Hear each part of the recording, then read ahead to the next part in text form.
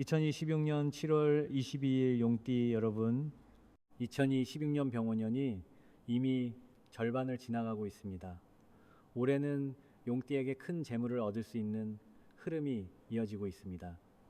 사주학적으로 보면 2026년 용띠는 강한 재물 상승 기운을 받는 시기입니다. 하늘을 나는 용이 여의주를 물듯 큰 재물을 얻을 수 있는 운이 들어와 있지만 동시에 들어온 재물이 새어나가지 않도록 지키는 것이 매우 중요합니다. 음악. 오늘은 사주학 관점에서 용띠분들이 2026년에 절대 피해야 할 옷차림과 물건 그리고 재물을 극대화하는 비법에 대해 알려드리겠습니다. 사주학에서 용은 토의 기운을 가진 동물입니다. 하지만 보통의 토가 아닙니다. 진토, 즉 습한 흙입니다. 물을 머금은 땅, 생명이 자라는 땅을 상징하지요. 용띠분들은 원래 카리스마가 강하고 변화를 주도하며 사람들을 이끄는 성격을 타고났습니다. 하늘을 나는 용처럼 말이죠. 그런데 2026년 병오년은 어떤 해일까요? 병오년은 강한 화의 해입니다. 불의 기운이 하늘 끝까지 치솟는 해입니다. 여기서 중요한 사주 원리가 나옵니다. 화극금이기도 하지만 용에게는 화생토입니다. 불이 흙을 만들어낸다는 뜻이지요. 2026년의 강한 불은 용띠에게 힘을 줍니다. 사주학에서 토는 재물의 창고입니다. 땅속에 보화가 묻혀 있지 않습니까? 용띠는 토의 기운이니 원래 재물운이 강한 띠입니다. 2026년에 화생토로 토의 기운이 더 강해지면 재물 창고가 더 커지는 겁니다. 하지만 불이 너무 강하면 어떻게 될까요? 습한 땅이 바싹 마르게 됩니다. 진토가 조토가 되어버리는 것이죠. 물기를 잃은 땅은 딱딱해져서 재물을 담을 수 없습니다. 금이 가서 재물이 새어나갑니다. 그래서 2026년 용띠는 적당히 불의 기운을 받아 재물 창고를 키우되 물기를 유지해서 재물이 새지 않게 하는 것이 핵심입니다.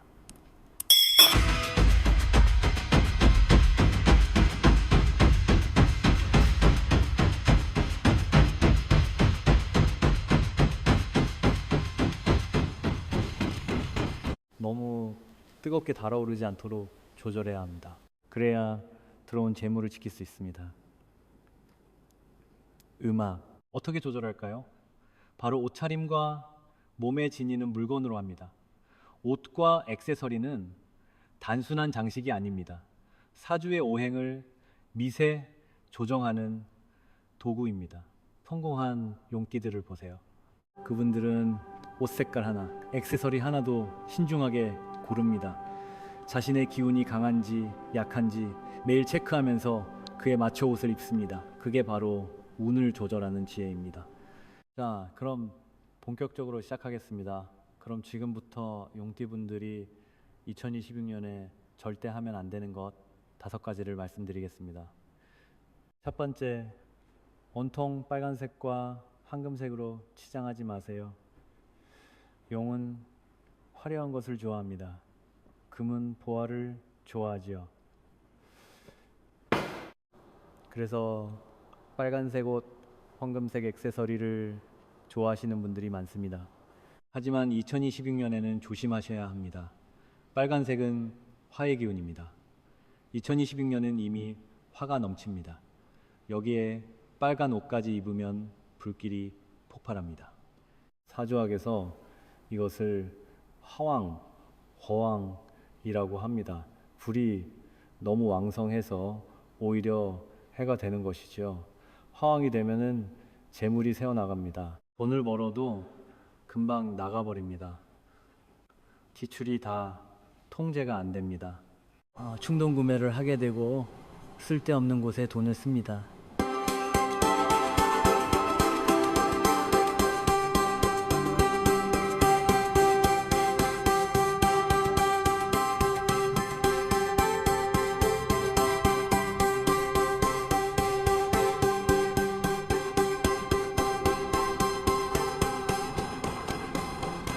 온몸을 황금색으로 치장하면 더욱 뜨거워집니다. 재물을 끌어당기는 것이 아니라 오히려 밀어냅니다.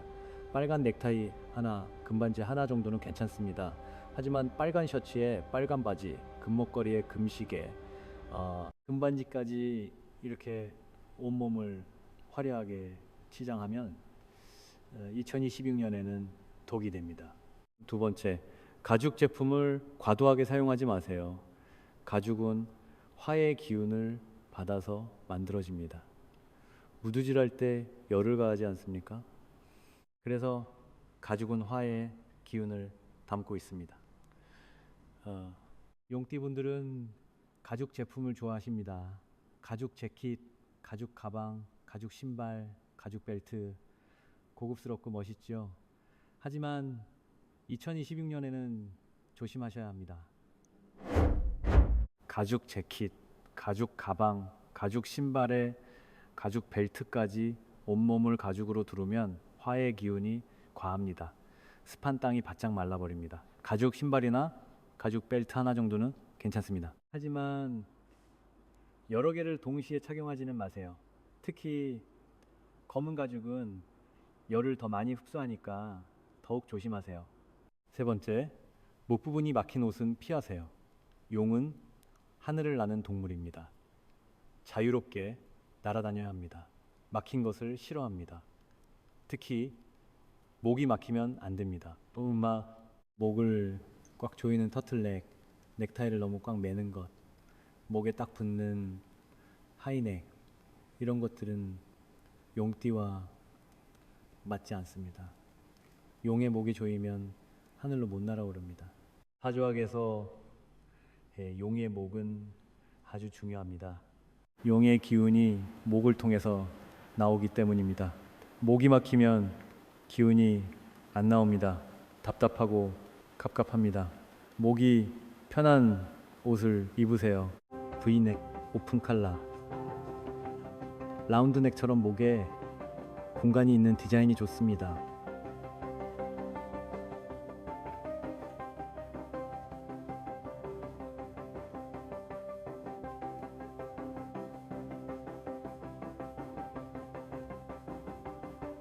넥타이를 매더라도 너무 조이지 마세요. 네 번째, 무늬가 없는 밋밋한 옷만 입지 마세요. 용은 비늘이 있습니다. 아름다운 무늬가 온몸에 있지요. 그게 용의 매력입니다. 그런데 무늬가 전혀 없는 밋밋한 옷만 입으면 어떻게 될까요? 용의 매력이 사라집니다. 평범해 보입니다. 용띠의 카리스마가 줄어듭니다. 사람들이 여러분을 그냥 평범한 사람으로 봅니다. 무지 티셔츠, 무지 셔츠만 입지 마세요. 적당한 무늬가 있는 옷을 입으세요. 하지만 너무 복잡한 무늬는 피하세요. 세련된 무늬, 품격 있는 무늬를 선택하세요. 트라이프, 체크, 도트 같은 클래식한 무늬가 용띠에게 잘 어울립니다. 용무늬나 구름무늬, 파도무늬도 좋습니다. 자기 상징을 입는 것이 운을 높입니다. 다섯 번째, 싸구려 티 나는 옷은 절대 입지 마세요. 용은 황제의 상징입니다. 품격이 있어야 합니다. 값싼 옷을 입으면 용의 품격이 떨어집니다. 0원짜리 티셔츠, 10,000원짜리 바지 같은 옷들은 금방 티가 납니다. 재질이 좋지 않고 핏도 안 좋습니다. 이런 옷을 입으면 사람들이 여러분을 무시합니다. 용띠는 다른 띠보다 옷에 투자를 해야 합니다. 비싼 명품을 사라는 것이 음악 아닙니다. 제대로 된 옷을 사라는 것입니다. 좋은 재질, 좋은 핏, 오래 입을 수 있는 옷을 사세요. 하나를 사더라도 제대로 된 것을 사세요. 그리고 잘 관리하면서 오래 입으세요. 그게 용띠의 스타일입니다. 그럼 이제 용띠의 금전운과 재물운을 높이는 옷차림을 알려드리겠습니다. 첫째, 용띠에게 2026년 최고의 색은 검은색과 남색입니다. 왜 검은색과 남색일까요?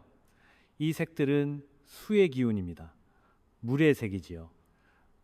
2026년처럼 불이 강한 해에는 물의 기운이 꼭 필요합니다. 하주학에서 수국하라고 물이 불을 제압합니다. 너무 강한 불을 적당히 식혀주는 것이죠. 그리고 토국수라고 하지만 적당한 물은 진토에게 좋습니다. 땅을 촉촉하게 만들어 주니까요. 재물의 관점에서 보면 더욱 중요합니다. 진토는 습한 땅입니다. 습한 땅에 재물이 보입니다. 마른 땅은 금이 가서 재물이 새어나가지만 촉촉한 땅은 재물을 꽉 붙잡습니다. 검은색 옷을 입으면 재물이 여러분에게 달라붙습니다. 돈이 들어오면 나가지 않습니다. 저축이 잘 됩니다. 투자에도 손해를 안 봅니다. 검은색 정장이 2026년 용띠에게는 최고입니다. 검은 양복에 흰 셔츠, 이게 클래식하면서도 용띠에게 딱 맞는 조합입니다. 중요한 사업 미팅이나 계약할 때 검은 정장을 입으세요. 재물이 따라옵니다. 남색도 아주 좋습니다. 남색은 물의 기운이면서 동시에 품격을 나타냅니다. 남색 정장, 남색 드레스가 용띠를 더욱 멋있게 만들고 재물운도 높여줍니다.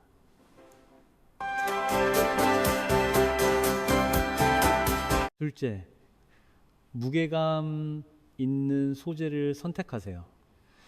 용은 무게가 있어야 합니다. 너무 가벼우면 안 됩니다. 하늘을 나는 용이지만 땅을 밟을 때는 묵직해야 합니다.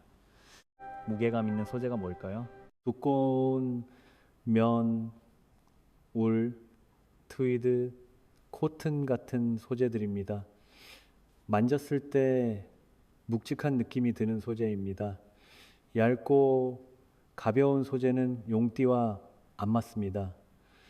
음악, 바람에 날아갈 것 같은 쉬폰, 얇은 실크, 가벼운 폴리에스테르는 피하세요.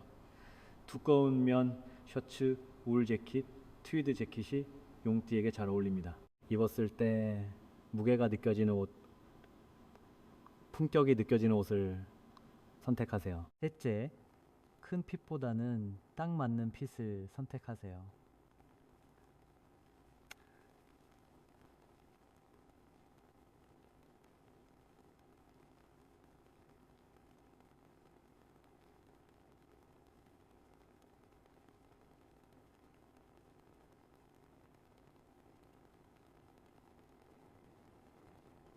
너무 큰 옷을 입으면 더 크게 보입니다.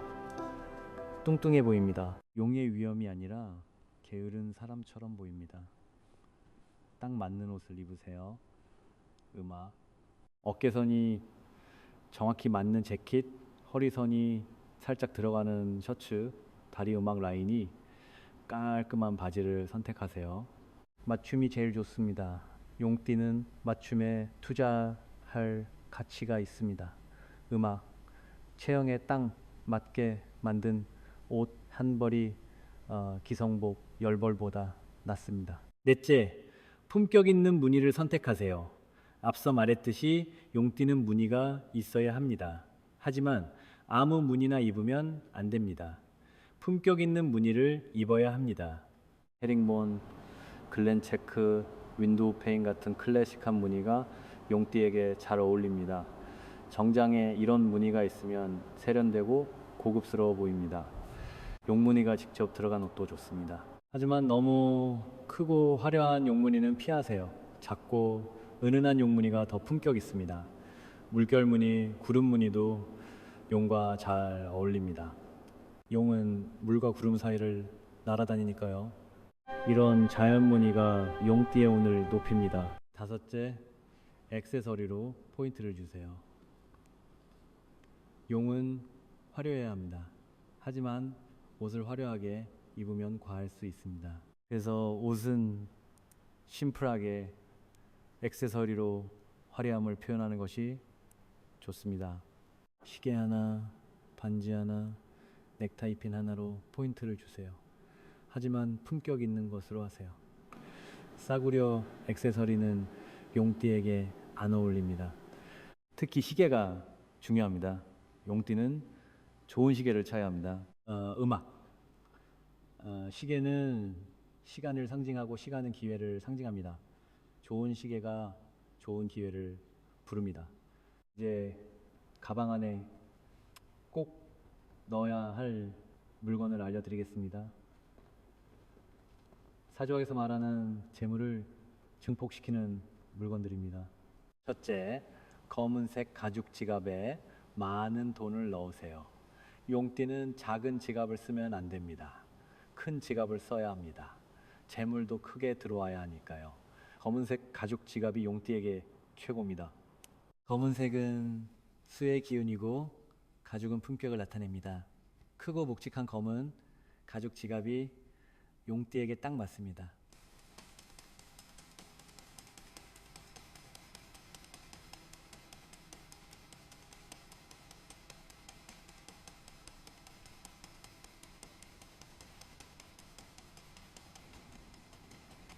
긴 지갑을 들고 다니면 안 됩니다. 지갑이 넉넉해야 재물도 넉넉해집니다. 10,000원짜리 몇 장이 아니라 50,000원짜리를 넣으세요. 그리고 지갑에 금방 용카드를 넣어두세요.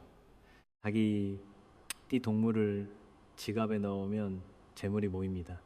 금박으로 된 용카드나 용부적을 넣으면 더욱 좋습니다. 둘째, 명함과 고급 펜을 가지고 다니세요. 용띠는 리더입니다. 많은 사람을 만나고 많은 일을 합니다. 음악, 명함은 필수입니다. 명함을 항상 가지고 다니세요. 그것도 명함 케이스에 깔끔하게 넣어서 다니세요.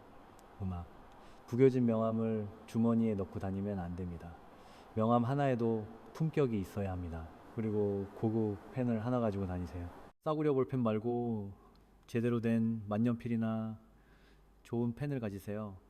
중요한 계약서에 서명할 때 펜이 중요합니다. 펜은 검은색이나 은색이 좋습니다. 용문양이 새겨진 펜이면 더욱 좋습니다. 펜 하나로 여러분의 품격을 보여주세요. 사주학에서 왼손은 받는 손입니다. 왼손목에 호환석 팔찌를 차면 재물과 기회를 더 많이 받아들입니다. 팔찌를 고를 때는 조금 큰 것이 좋습니다.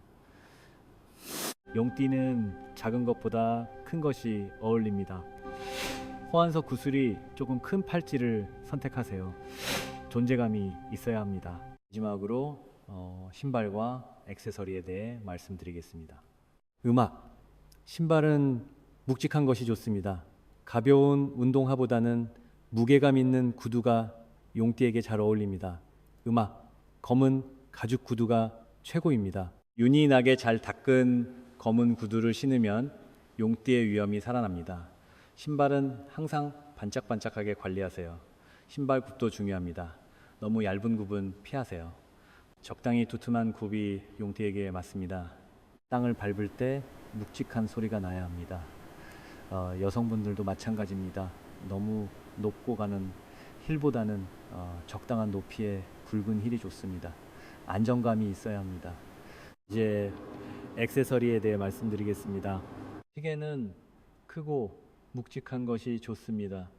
작고 가벼운 시계는 용띠와 안 맞습니다. 존재감 있는 시계를 차세요. 검은색 가죽 밴드나 금속 밴드가 좋습니다. 시계판도 큰 것이 좋습니다. 시계를 봤을 때 시간이 확실히 보여야 합니다. 목걸이는 굵은 것이 좋습니다. 용띠는 가는 목걸이보다 굵은 목걸이가 어울립니다. 금목걸이나 은목걸이를 하되 적당히 굵은 것으로 하세요. 펜던트는 용 모양이나 여의주 모양이 좋습니다. 용이 여의주를 물고 있는 펜던트가 최고입니다. 재물과 권력을 상징하기 때문입니다. 반지는 검지와 중지에 끼는 게 좋습니다. 사주학에서 용띠에게는 검지와 중지가 중요합니다. 검지는 권력을, 중지는 재물을 상징합니다. 음악, 검지에 금반지, 중지에 음반지 이렇게 2개를 끼면 좋습니다. 하지만 너무 많이 끼지는 마세요. 2-3개가 적당합니다. 팔찌는 매일 차고 다니세요. 잠잘 때만 벗으세요.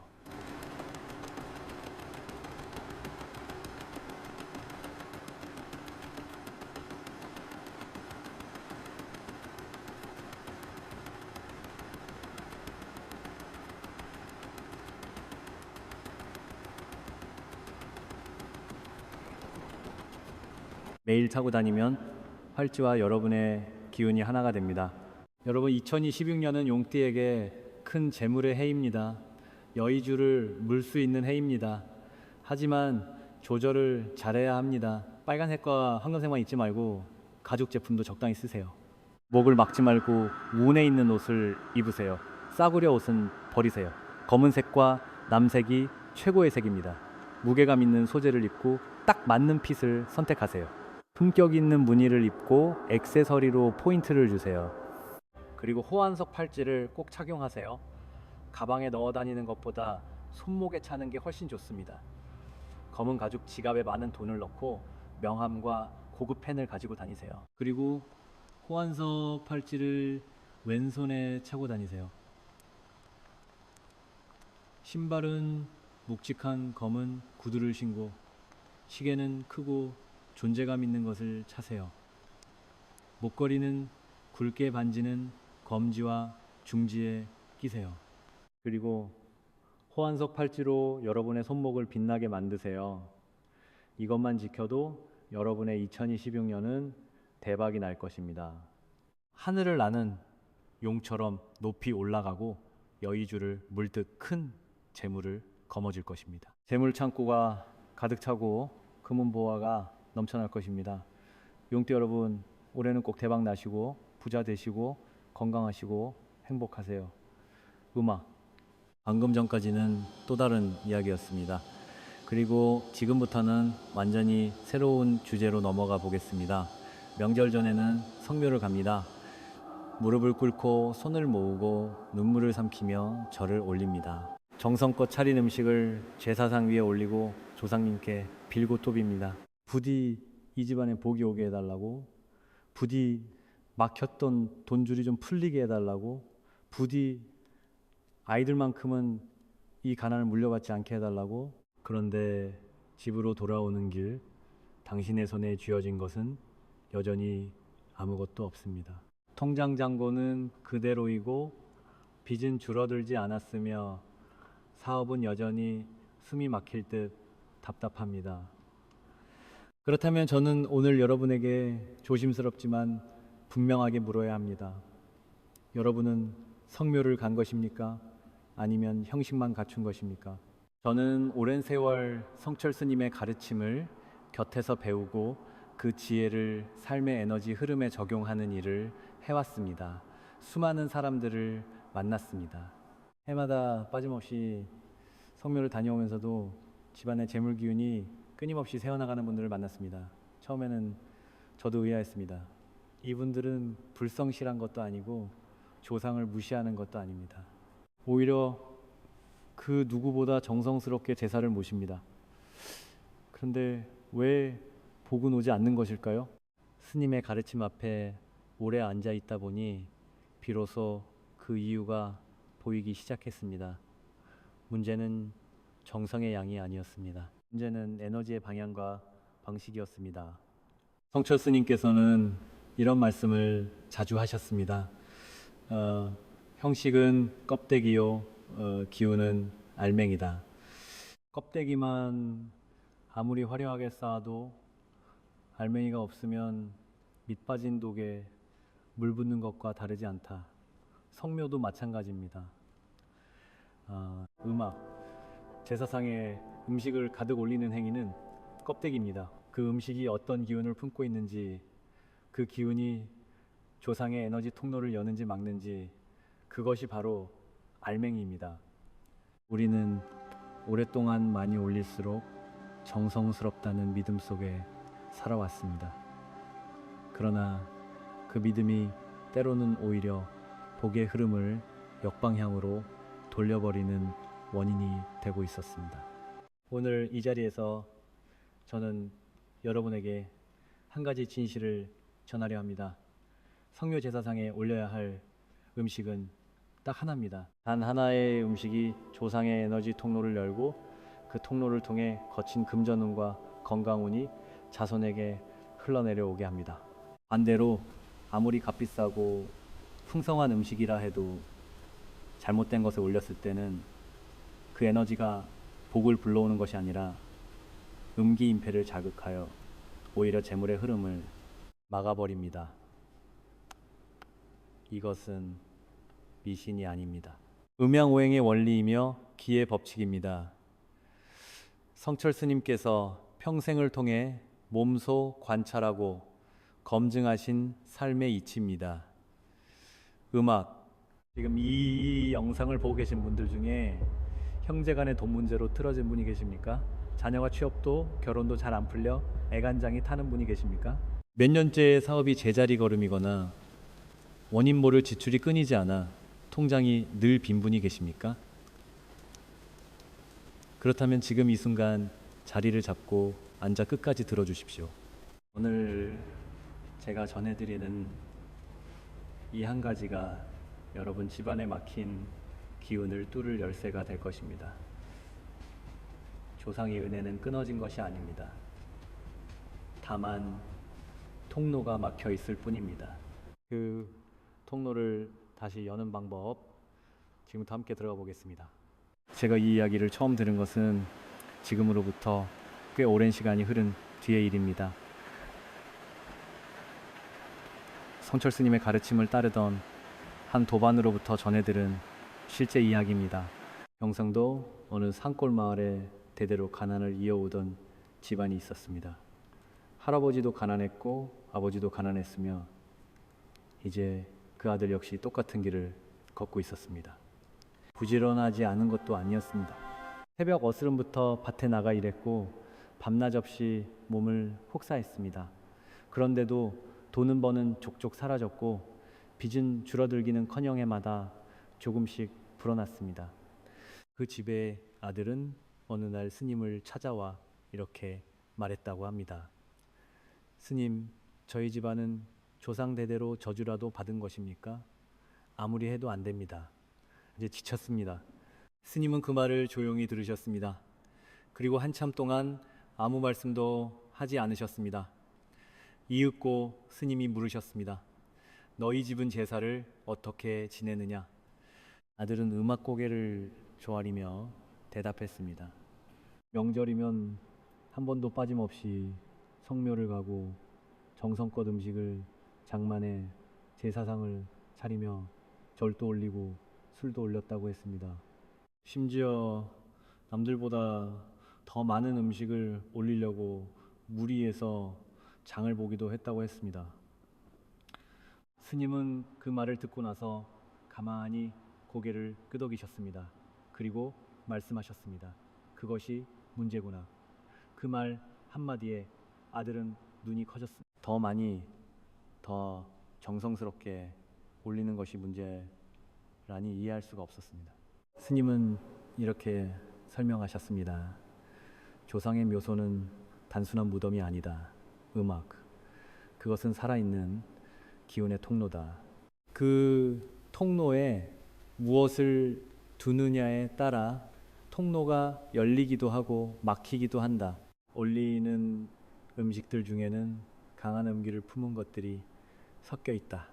그 음기가 조상의 에너지를 자극하는 것이 아니라 오히려 통로를 틀어막고 있는 것이다. 정성은 가득하되 방향이 잘못되어 있었던 것이다. 그 집아들은 그날 이후 스님의 말씀대로 성묘 방식을 완전히 바꿨습니다. 올리는 음식의 종류를 단순하게 줄이고 딱 하나의 핵심 음식만 정성껏 준비하기 시작했습니다. 처음에는 오히려 더 초라해 보이는 제사상이 불안하기도 했습니다. 그러나 그로부터 불과 몇 달이 지나지 않아 묘하게도 집안의 흐름이 달라지기 시작했습니다. 오랫동안 끌어오던 땅 문제가 예상치 못하게 해결되었고 막혀있던 대출 심사가 통과되었으며 취업 준비 중이던 큰아들이 마침내 일자리를 얻었습니다. 물론 우연일 수도 있습니다. 그러나 저는 수십 년간 이와 비슷한 사례를 너무나 많이 목격해 왔습니다. 성묘 방식을 바꾼 이후 집안의 기운이 달라졌다는 이야기는 이 한 집안만의 이야기가 아닙니다. 스님의 가르침을 따라 조상 공양의 에너지를 바로잡은 수많은 집안들이 공통적으로 전하는 이야기입니다. 이것이 과학인지 신앙인지 따지는 것은 중요하지 않습니다. 중요한 것은 그것이 실제로 작동한다는 사실입니다. 스님께서는 언제나 이렇게 말씀하셨습니다. 진실은 믿는 자에게도 믿지 않는 자에게도 공평하게 작용한다. 기 흐름은 여러분의 믿음 여부와 관계없이 이 순간도 움직이고 있습니다. 여러분이 성묘에서 올리는 음식이 그 흐름을 여는 열쇠인지 아니면 흐름을 막는 돌덩이인지 그것은 지금 이 자리에서 분명히 알고 가셔야 합니다. 다음 이야기에서 저는 그 원리의 뿌리가 되는 음양오행의 법칙 토생금 두 글자에 대해 말씀드리겠습니다. 땅의 정성이 어떻게 금전 기운을 낳는지 그 이치를 함께 들여다보겠습니다.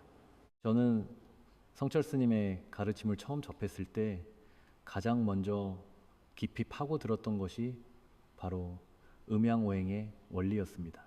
많은 분들이 오행을 어렵게 생각하십니다. 목, 화, 토, 금, 수 이 5글자가 마치 고전 철학 시험 문제처럼 느껴지기도 하지요. 그러나 스님께서는 언제나 이렇게 말씀하셨습니다. 오행은 철학책 속에 있는 것이 아니라 내 밥상 위에 있고 내 마당 흙 속에 있으며 내 손바닥 안에 있다. 오행은 우리 삶의 모든 순간에 흐르고 있는 에너지의 질서입니다. 그리고 그 질서 중에서 오늘 우리가 반드시 이해해야 할 단 하나의 원리가 있습니다. 바로 토생금. 땅이 금을 낳는다는 법칙입니다. 토생금이란 무엇인가? 글자 그대로 풀면 토의 기운이 금의 기운을 생성한다는 뜻입니다. 여기서 토는 단순히 흙을 의미하지 않습니다. 토는 중심이며 안정이며 뿌리를 내리는 힘입니다. 어머니의 품처럼 모든 것을 받아들이고 품어기르는 에너지입니다. 그리고 금은 단순히 금속이나 돈을 의미하지 않습니다. 금은 결실이며 수확이며 세상에 드러나는 풍요의 기운입니다. 즉 토생금이란 뿌리 깊은 정성과 안정된 기반이 있어야 비로소 재물과 풍요가 생겨난다는 자연의 법칙입니다. 씨앗이 아무리 좋아도 땅이 척박하면 싹을 틔울 수 없듯이 아무리 열심히 일해도 뿌리가 되는 기운이 흔들려 있으면 재물은 모이지 않습니다. 그렇다면 우리 인간에게 있어 토의 기운, 즉 뿌리의 에너지는 어디서 옵니까? 바로 조상입니다. 조상의 묘는 문자 그대로 땅속에 있습니다. 토의 기운이 가장 농밀하게 집약되어 있는 공간입니다. 성철 스님께서는 조상의 묘는 자손의 에너지 발전소라고 말씀하신 적이 있습니다. 그 발전소가 제대로 가동될 때 금의 기운, 즉 재물운, 건강운, 자손의 성공운이 자연스럽게 흘러나와 살아있는 후손들에게 전달됩니다. 반대로 그 발전소가 막혀 있거나 교란되어 있으면 아무리 열심히 살아도 에너지가 새어나가고 노력에 비해 결과가 형편없이 작게 맺힙니다. 이것이 바로 3대째 가난이나 아무리 해도 안 되는 집안의 뿌리에 놓인 에너지적 원인입니다. 여기서 성묘가 갖는 진짜 의미가 드러납니다. 성묘는 단순히 조상에게 인사를 드리러 가는 행위가 아닙니다. 조상의 토 기운을 깨우고 그 에너지 통로를 정화하여 금의 기운이 자손에게 막힘없이 흘러내려올 수 있도록 통로를 여는 의식이기도 합니다.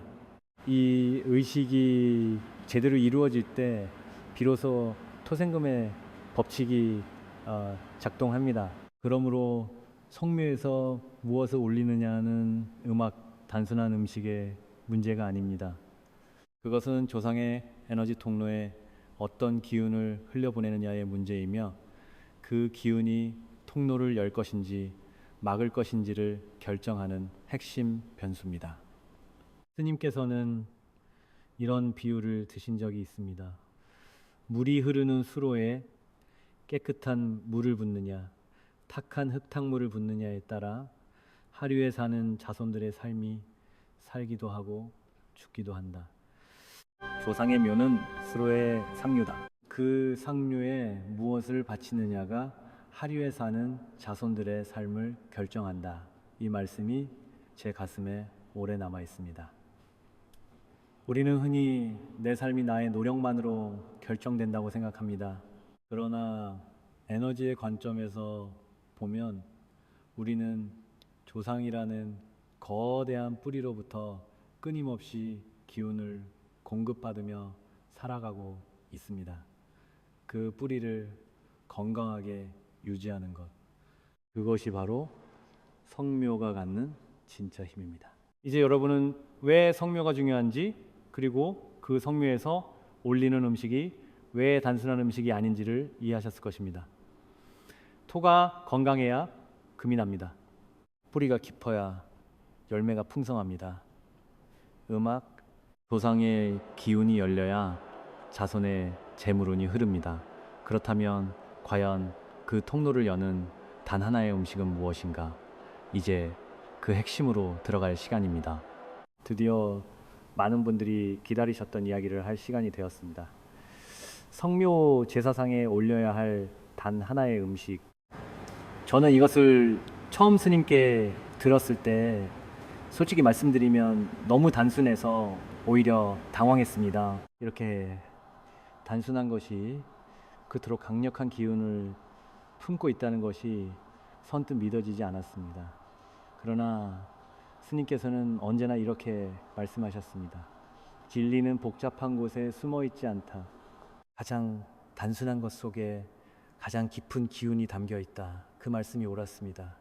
세월이 흐르고 수많은 사람들의 사례를 지켜보면서 저는 그것이 진실임을 거듭 확인했습니다. 그 단 하나의 음식은 바로 흰쌀밥 혹은 정화수 한 그릇입니다. 왜 흰쌀밥인가? 쌀은 동양 문화권에서 수천 년 동안 생명 그 자체를 상징해 온 것입니다.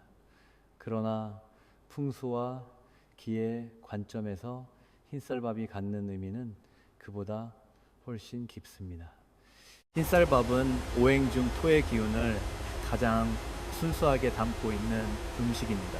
땅에서 자라고 땅의 기운을 흡수하며 익어가는 쌀은 그 본질이 대지의 에너지 그 자체입니다. 껍질을 벗겨 하얗게 도정한 쌀밥은 불순물이 제거된 순수한 토의 정수입니다. 이 순수한 토의 기운이 조상의 묘에 받쳐질 때 그것은 마치 메마른 뿌리에 맑은 물을 주는 것과 같은 작용을 합니다. 조상의 에너지 통로가 부드럽게 열리고 그 통로를 통해 금의 기운, 즉 재물운과 건강운이 자손에게로 흘러내려오기 시작합니다. 이것이 토생금의 원리가 성묘에서 실현되는 방식입니다. 그렇다면 정화수는 또 어떠합니까? 정화수는 이른 새벽 아무도 손대지 않은 찬물을 길어 올린 것입니다. 오염되지 않은 순수함 그 자체가 정화수의 본질입니다. 오행으로 보면 정화수는 수의 기운을 품고 있지만 그 순수함으로 인해 토의 안정된 기운과 아름답게 조화를 이룹니다. 흙과 물이 만나야 씨앗이 싹을 틔우듯 정화수는 조상의 토 기운을 부드럽게 적시어 에너지의 흐름을 원활하게 만들어줍니다. 스님께서는 정화수 한 그릇에는 천마디 말보다 깊은 정성이 담긴다고 하셨습니다. 물질의 화려함이 아니라 마음의 순수함이 기운을 움직이는 것임을 이 말씀은 전합니다. 그렇다면 이 음식을 올리는 방법과 마음가짐은 어떠해야 합니까? 첫째, 반드시 당일 아침 직접 지은 밥이어야 합니다. 전날 남은 밥이나 즉석밥은 이미 기운이 식고 흩어진 상태입니다. 조상의 통로에 바치는 에너지는 살아있는 기운이어야 합니다. 봤지요? 김이 모락모락 피어오르는 흰쌀밥, 그 따뜻한 기운 속에 생명의 토 에너지가 온전히 살아 숨 쉬고 있습니다. 둘째, 그릇은 반드시 흰색이나 자연색 계열의 것을 사용하십시오. 화려한 색깔의 그릇, 특히 붉은 계열의 그릇은 그 자체로 강한 화의 기운을 발산하여 토의 안정된 에너지를 교란시킵니다. 음악. 셋째, 밥그릇을 조상의 묘 앞 중앙에 놓고 정성스럽게 올리십시오. 한 손으로 툭 내려놓는 행위는 에너지의 단절을 의미합니다. 두 손이 만드는 공수남 속에서 여러분의 진심이 기운으로 전환되어 조상에게 전달됩니다. 넷째, 그리고 이것이 가장 중요합니다. 밥그릇을 올리는 순간 마음속으로 반드시 이 말을 전하십시오. 조상님, 저는 이 자리에 왔습니다. 저의 정성을 받아주시고 막혀있는 기운의 통로를 열어주십시오. 자손들이 건강하고 풍요롭게 살아갈 수 있도록 길을 열어주십시오. 말의 내용이 정확하지 않아도 됩니다. 중요한 것은 그 마음이 진심이어야 한다는 것입니다. 성철 스님께서는 조상은 말을 듣는 것이 아니라 마음을 읽는다고 하셨습니다. 꾸며진 말 한마디보다 눈물 한 방울에 담긴 진심이 에너지 통로를 더 크게 열어줍니다. 여러분이 지금 겪고 있는 고통, 빚의 무게, 자녀 걱정, 사업의 답답함, 그 모든 것을 숨기지 말고 조상 앞에 그대로 내려놓으십시오. 그것이 바로 정성이며 그 정성이 토생금의 법칙을 깨우는 진짜 열쇠입니다. 마지막으로 한 가지를 더 말씀드리겠습니다. 흰쌀밥 한 그릇이 초라해 보인다고 느끼신다면 이 말씀을 기억하십시오. 성철 스님께서는 말씀하셨습니다. 부처님 앞에 황금으로 만든 불상을 올리는 것보다 마음을 다해 올린 쌀 한 톨이 더 큰 공덕을 짓습니다. 조상의 기운을 움직이는 것은 음식의 값어치가 아닙니다. 그 음식에 담긴 기운의 순수함과 그것을 올리는 사람의 마음의 깊이입니다.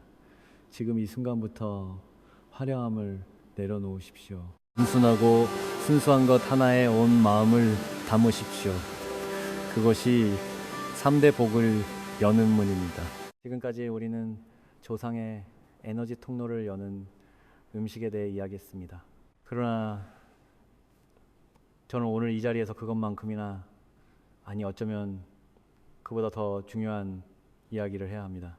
왜냐하면 제가 수십 년간 지켜본 결과복이 오지 않는 집안의 문제는 대부분 무엇을 올렸는가 보다 무엇을 잘못 올렸는가에 있었기 때문입니다. 아무리 흰쌀 밥을 정성껏 올려도 그 옆에 에너지를 교란시키는 음식이 함께 놓여 있다면 그 정성은 반감되는 것이 아니라 오히려 역방향으로 작용하게 됩니다. 선의가 오히려 독이 되는 순간입니다. 음악. 성철 스님께서는 이것을 두고 깨끗한 샘물 옆에 독초를 심어 놓고 왜 물이 썩느냐고 묻는 것과 같다고 하셨습니다. 지금부터 제가 말씀드리는 것들은 반드시 기억하시고 다음 성묘부터는 단호하게 내려놓으시기 바랍니다. 첫 번째로 반드시 피해야 할 것은 붉은 팥이 들어간 음식입니다. 팥 가득한 떡, 팥죽, 팥이 들어간 모든 음식, 이것들은 음악, 우리 문화에서 오랫동안 귀신을 쫓는 음식으로 사용되어 왔습니다. 바로 여기에 문제가 있습니다. 붉은 팥의 영적인 기운은 음의 기운을 물리치는 성질을 가지고 있습니다. 그런데 조상의 에너지는 음의 영역에 속합니다. 즉 붉은 팥을 제사상에 올린다는 것은 조상의 에너지를 향해 오지 말라는 신호를 보내는 것과 다름이 없습니다. 당신은 조상님을 모시러 성묘에 갔는데 정작 당신이 올린 음식이 조상의 기운을 밀어내고 있었던 것입니다. 이 얼마나 안타까운 일입니까? 오랫동안 팥떡을 올리며 정성을 다했다고 생각해온 분들께는 충격적인 이야기일 수 있습니다. 그러나 이것이 기운의 진실입니다. 같은 산자들의 공간을 정화하는 데 쓰이는 것이지 조상의 에너지 통로를 여는 데 쓰이는 것이 아닙니다. 두 번째로 피해야 할 것은 강한 향신료가 들어간 음식들입니다. 고추, 마늘, 생강, 후추, 이것들은 모두 강렬한 자극성을 지닌 재료들입니다. 오행의 관점에서 이러한 자극적인 재료들은 화의 기운을 과도하게 자극하고 그 뜨겁고 불안정한 에너지가 제사상 전체의 기운을 흩어버립니다. 고요하고 안정된 토의 기운이 자리를 잡아야 금의 기운이 흘러나올 수 있는데, 강한 향신료의 자극적인 기운은 그 고요함을 산산이 흐트러뜨립니다. 마치 고요한 연못에 돌을 던지는 것과 같습니다. 화문이 일어나면 연못은 더 이상 하늘을 비추지 못합니다. 향신료가 강한 음식을 올린 제사상은 조상의 에너지가 맑게 내려오지 못하고 혼탁하게 뒤섞인 채 자손에게 전달됩니다. 그 결과는 뜻밖의 지출, 갑작스러운 건강 문제, 원인을 알 수 없는 갈등과 불화로 나타나는 경우가 많습니다. 세 번째로 경계해야 할 것은 강한 냄새를 풍기는 생선, 특히 비린내가 강한 날생선입니다. 냄새는 에너지의 진동입니다. 강하고 자극적인 냄새는 그만큼 강한 기운의 파동을 발생시킵니다. 조상의 묘아픈 음과 양이 조화롭게 균형을 이루어야 하는 신성한 공간입니다. 그 공간에 날카로운 비린내가 퍼지는 순간 음양의 균형이 무너지고 에너지의 흐름이 흐트러지기 시작합니다. 스승님께서는 제사상의 냄새는 그 집안의 기운을 그대로 반영한다고 하셨습니다. 향기롭고 맑은 냄새는 맑은 기운을 부르고, 자극적이고 혼탁한 냄새는 혼탁한 기운을 부릅니다. 이것은 단순한 비유가 아니라 에너지가 실제로 작동하는 방식입니다. 네 번째로 많은 분들이 간과하시는 것이 있습니다. 바로 상한 음식 혹은 만드는 과정에서 정성이 빠진 음식입니다. 전날 만들어 냉장고에 보관해 두었다가 꺼낸 음식, 마트에서 사온 즉석 제품, 만드는 내내 짜증과 피로함 속에서 준비된 음식들은 형태는 갖추었으나 기운이 텅 빈 상태입니다.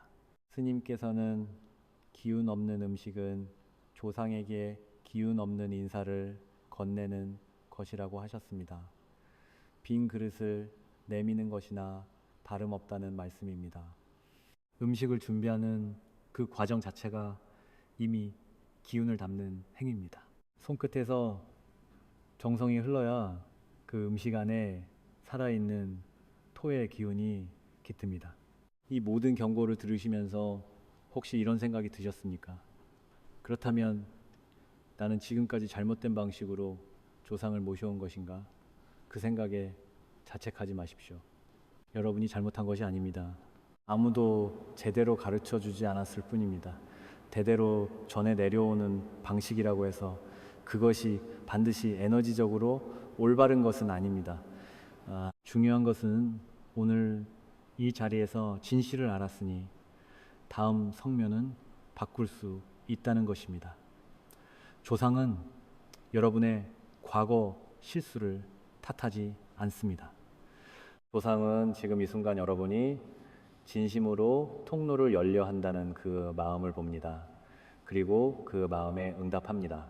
지금 알았으면 지금부터 바꾸면 됩니다. 그것이 전부입니다. 지금까지 우리는 왜 성묘가 단순한 인사가 아닌 에너지 의식인지, 어떤 음식이 통로를 열고 어떤 음식이 통로를 막는지에 대해 이야기했습니다. 이제는 음악 아는 것을 실제로 삶에 옮길 시간입니다. 성철 스님께서는 항상 이렇게 말씀하셨습니다. 아는 것과 행하는 것 사이의 거리가 곧 그 사람의 운명을 결정한다. 아무리 깊은 진리를 들어도 실천하지 않으면 그것은 바람 속에 흩어지는 말에 불과합니다.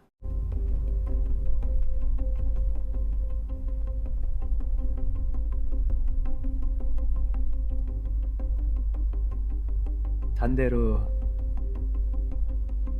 단 하나의 작은 실천이 오늘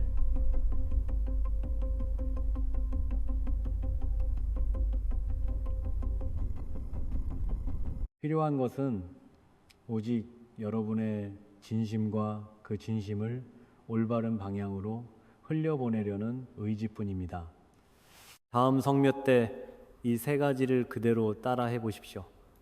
첫 번째 단계는 성묘지에 도착하기 전 출발하는 순간부터 시작됩니다. 많은 분들이 성묘를 단순히 묘지에 가서 절하고 음식 올리고 돌아오는 행사로 여깁니다. 그러나 에너지의 관점에서 보면 성묘는 집을 나서는 그 순간부터 이미 시작됩니다. 출발 전 잠시 멈추어서 눈을 감고 3번의 깊은 호흡을 하십시오. 숨을 들이쉴 때는 감사함을 담으시고 내쉴 때는 원망과 불안과 조급함을 내보내십시오. 그리고 마음속으로 이렇게 말하십시오. 저는 오늘 조상님께 진심을 올리러 갑니다. 그 어떤 바람도 내려놓고 오직 감사함 하나만 가지고 갑니다. 이 짧은 침묵의 의식이 왜 중요한가? 인간의 마음이 품고 있는 에너지는 몸 밖으로 끊임없이 방사됩니다. 조급하고 탐욕스러운 마음으로 성묘에 가면 그 마음의 기운이 먼저 묘 앞에 도달하여 에너지 통로를 긴장시키고 닫아버립니다. 고요하고 감사한 마음으로 나아가면 그 마음의 기운이 통로를 부드럽게 예열시켜 음식을 올리기 전부터 이미 에너지의 흐름이 시작됩니다. 성철 스님께서는 묘에 도착하기 전에 이미 절반의 공양은 끝나 있어야 한다고 하셨습니다. 마음의 준비가 곧 첫 번째 공양입니다. 두 번째 단계는 제사상 위 음식의 배치와 방향입니다. 앞서 말씀드린 대로 흰쌀밥 혹은 정화수 한 그릇을 중심에 놓습니다. 이때 반드시 기억하셔야 할 것이 있습니다. 그릇의 위치는 묘비를 기준으로 정중앙 그리고 묘비와 가장 가까운 자리에 놓아야 합니다. 이것은 조상의 에너지 중심부와 가장 직접적으로 맞닿는 위치입니다. 에너지는 거리에 반비례합니다.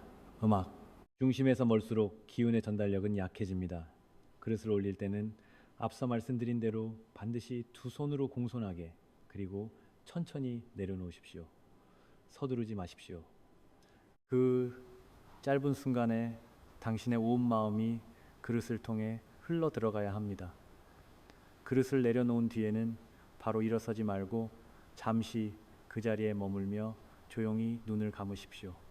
그리고 조상의 이름을 마음속으로 한번 불러드리십시오. 이름을 모른다면 조상님이라고 해도 충분합니다. 이름을 부르는 행위는 에너지적으로 연결의 다리를 놓는 것과 같습니다. 그 다리 위로 토생금의 기운이 흐르기 시작합니다. 세 번째 단계는 성묘를 마치고 집으로 돌아온 뒤에 이루어집니다. 많은 분들이 성묘를 마치고 집에 돌아오면 모든 것이 끝났다고 생각합니다. 그러나 의식은 그 이후에도 이어집니다. 집에 돌아오면 가장 먼저 현관에서 손을 씻으십시오.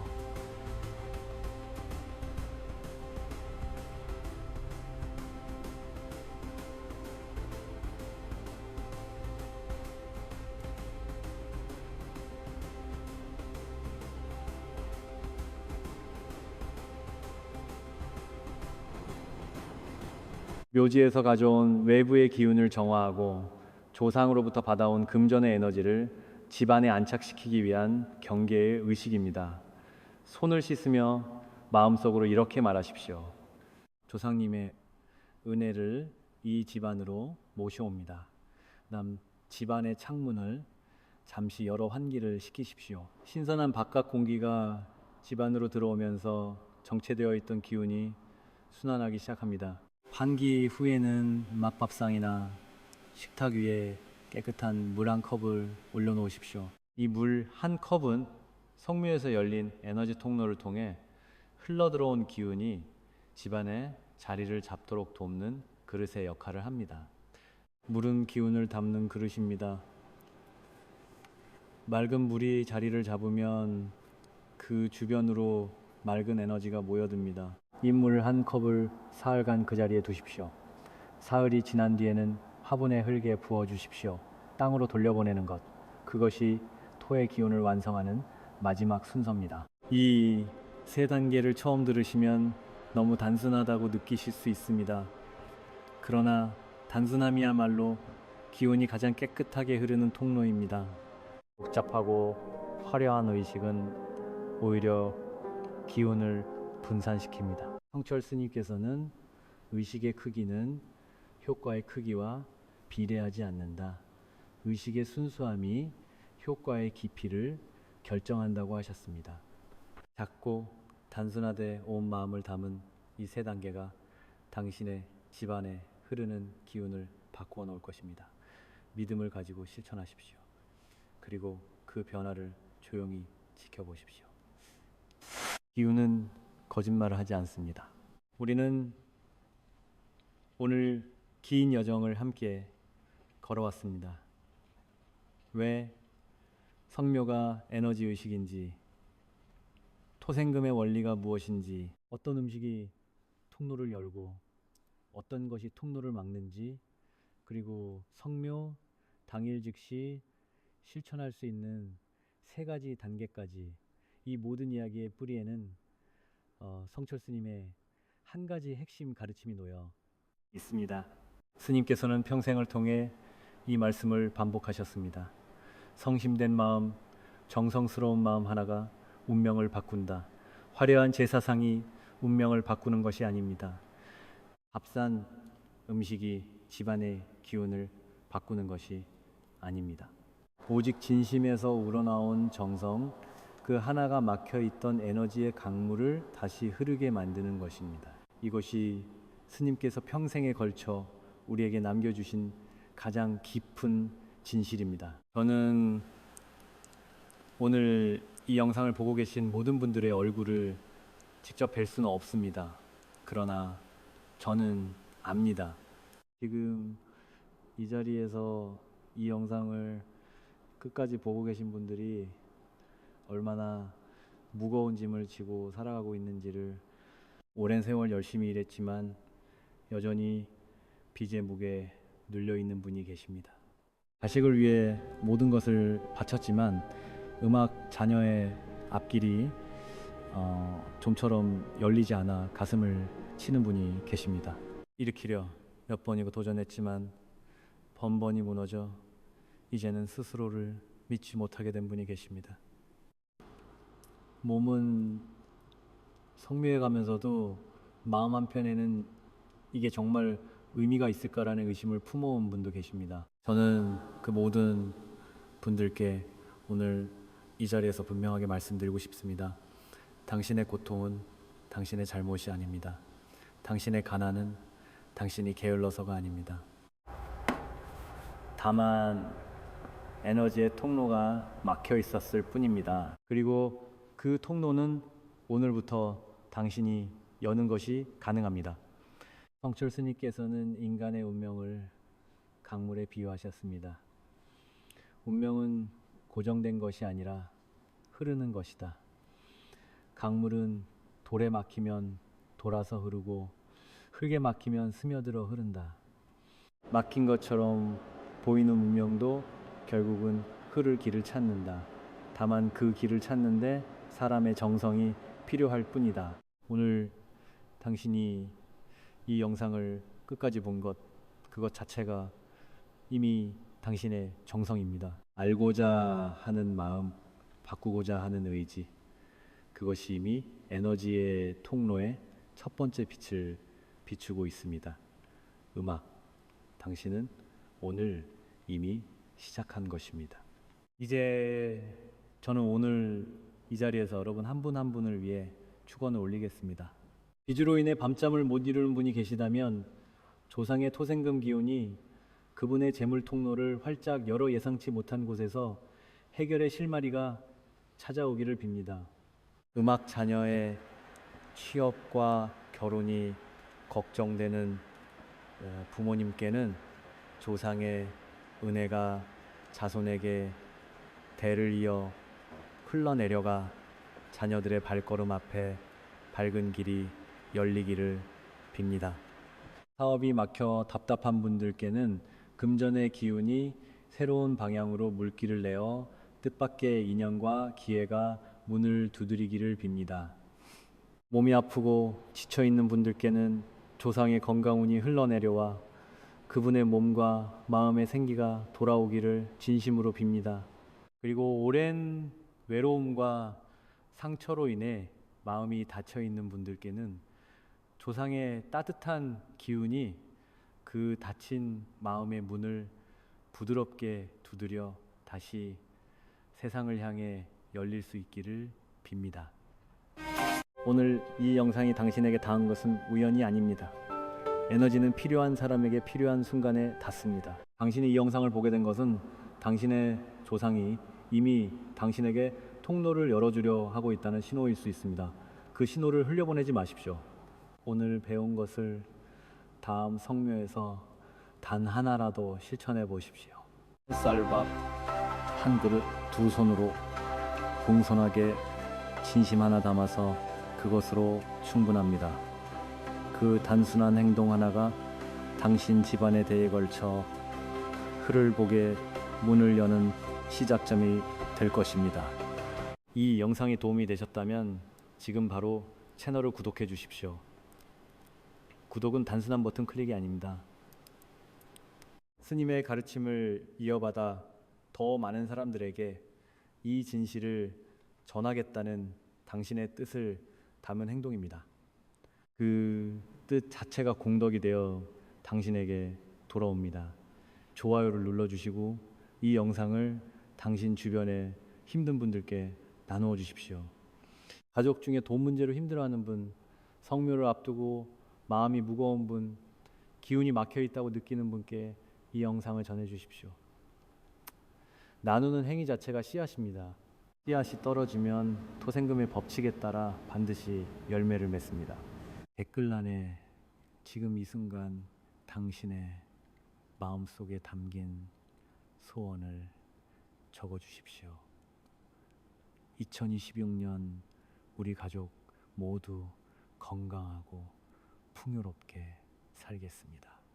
그 한 줄의 고백이 에너지적으로 당신의 소원을 이 세상에 선언하는 행위가 됩니다. 선언된 소원은 이루어집니다. 성철 스님께서는 음악 말씀하셨습니다. 입 밖에 낸 말은 허공에 사라지는 것이 아니라 우주의 기운 속에 새겨진다. 성불하십시오. 오늘 이 자리에 함께 해주신 모든 분들이 영상을 통해 조상의 은혜가 3대에 걸쳐 풍성하게 흐르시기를 막혔던 돈줄이 시원하게 터지시기를 가족 모두가 건강하고 화목하게 번영하시기를 두 손 모아 간절히 빕니다. 감사합니다.